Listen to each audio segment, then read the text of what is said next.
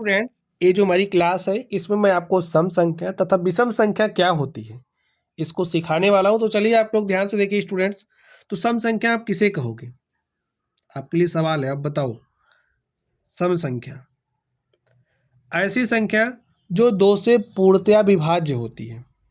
लिख दीजिए, ऐसी संख्या जो दो से क्या हो, पूरी तरीके से विभाजित होने वाली संख्या होती है, सम संख्या कहलाती है। लिख दीजिए, दो से विभाजित होने वाली संख्या, विभाजित होने वाली संख्या क्या कहलाती है?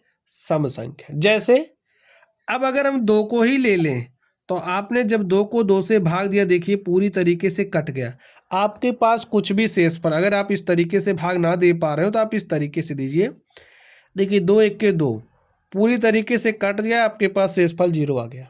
तो ऐसी संख्या जो दो से पूरी तरीके से विभाजित हो जाए उसे क्या कहेंगे?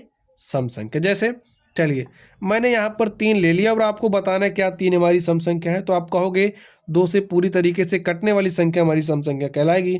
तो आपने क्या किया, इसको दो से काटना शुरू किया। तो जैसे आपने दो से भाग लगाया 3 में, देखिए दो एक के दो, आपके पास एक शेषफल बच गया। तो ये जो संख्या 3 है वो हमारी क्या है? सम संख्या नहीं है। जब आपने 4 को लिया ऐसे, आपको ये पता करना है क्या हमारी 4 सम संख्या है। तो आपने 2 से भाग दिया, देखिए 2 दूनी क्या होता है 4, और 4 से 4 में भाग लगाया तो आपके पास शेषफल 0 आ गया। यानी कि जब आपने 2 से 4 में भाग दिया तो 4 पूरी तरीके से कट गया, कुछ भी शेषफल नहीं बचा, 0 बचा। तो ऐसी संख्या क्या कहलाएगी? सम संख्या। चलिए अब आपको बताना है यहाँ पर ये जो संख्या 22 है वो कैसी संख्या है। अब आप कैसे बताओगे सम संख्या है? तो स्टूडेंट्स इसमें 2 से भाग लगा दो। भाग लगाया आपने, चलिए लगा दिया हमने, 2 एक के 2 आ गया, 2 में से 2 घटा 0, एक अंक आप उतार सकते हो, मैंने उतार लिया। 2 एक के 2 आ गया, 2 में से 2 घटा 0, देखिए शेषफल 0 बचाना। तो एक क्या बता रहा है कि जो आपकी 22 है वो 2 से पूरी तरीके से विभाजित है। तो 2 से विभाजित होने वाली संख्या क्या कहलाती है? सम संख्या। अब मैं आपको एक, अगर आप तो वैसे ही समझ जाओगे, लेकिन अगर आप नहीं समझ पा रहे हो तो कैसे समझोगे? आपकी हर एक वह संख्या सम संख्या होगी जिसके इकाई का अंक 0 होगा, जिसके इकाई का अंक 2 होगा, 4 होगा, 6 होगा, 8 होगा। मेरे साथियों, ऐसी संख्या जिसके इकाई का अंक 0 है, 2 है, चाहे 0 हो, चाहे 2 हो, चाहे 4 हो, चाहे 6 हो, चाहे 8 हो, तो वो आपकी जो संख्या है वो क्या कहलाएगी? सम संख्या। उदाहरण दे दूं? चलिए अब मैंने यहाँ पर ऐसे लिख लिया 20। अब आप बताओ 20 क्या है? सम संख्या। भाग देने की जरूरत ही नहीं, देखो इकाई का अंक क्या है, यही तो आपके इकाई का अंक है, ये आपके दहाई का अंक है। तो आपको दहाई के अंक से कोई मतलब नहीं है, केवल और केवल इकाई के अंक से मतलब है। तो इकाई का अंक 0 तो संख्या सम हो गई। चलिए अब आप इसको देख करके बताओ क्या 24 सम संख्या है?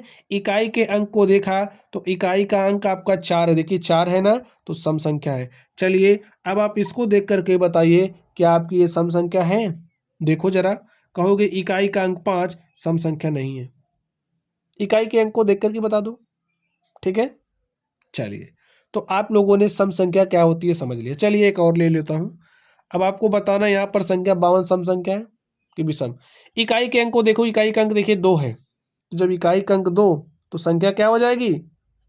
देखिए ना, सम। ठीक है, समझ गए? चलिए अब हम बात करते हैं विषम संख्या की। तो विषम संख्या आप किसे कहोगे? पहले साथियों, जो संख्याएं 2 से विभाजित नहीं होती हैं, लिखिए जो संख्या 2 से विभाजित नहीं हो पाती है उन्हें विषम संख्याएं कहते हैं। जो संख्या 2 से विभाजित नहीं होती है, नहीं हो पाती है, उसे क्या कहते हैं? उसे विषम संख्या कहते हैं। ठीक है, अब आप देखो, जब आपके पास संख्या 1 है, 1 से 2 में भाग, 1 में 2 से भाग दिए, देखिए जा ही नहीं रहा भाग, तो शेषफल आपके पास 1 बच जा रहा है ना, तो 1 आपकी क्या है? विषम संख्या है।